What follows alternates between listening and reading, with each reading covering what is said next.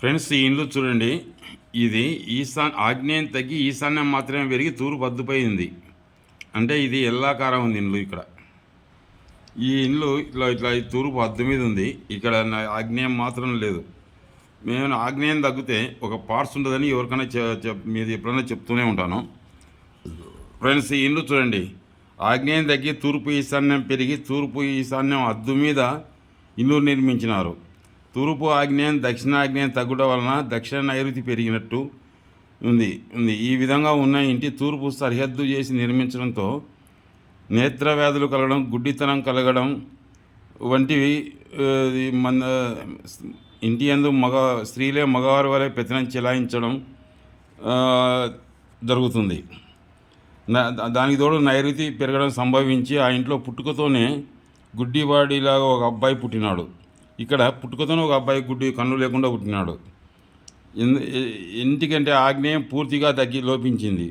ఆ ఇంటిలో ఒక సంతతికి ఒక పార్ట్ ఉండదు, అంటే అవయవం ఉండదు. కొన్నిళ్ళలో ఆడపిల్లలకు వసంతం ఉండదు, అంటే పీరియడ్స్ లేకుండా గర్భసంచి లేకుండా ఉండడం తటస్థించింది.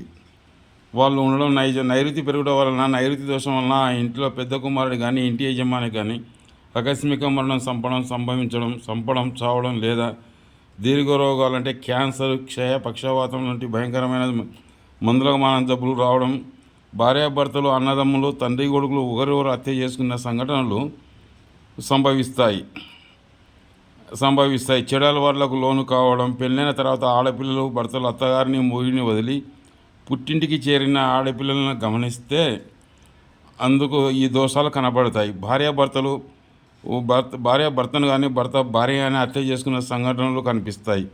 ఎక్కువ చెడు అలవాట్లకు లోను అవుతారు. వ్యభిచారం, వదిలేసి పాడైపోవడం, ఇప్పుడు లేదా లేపుకు రావడం, లేచిపోవడం వంటివి సంభవిస్తాయి.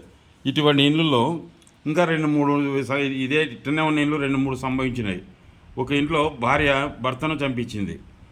2 ఇండ్లలో భార్య భర్తను చంపించింది. 2 ఇండ్లలో ఇదే జరిగింది. 2 ఇండ్లు ఇట్టనే ఉన్నాయి.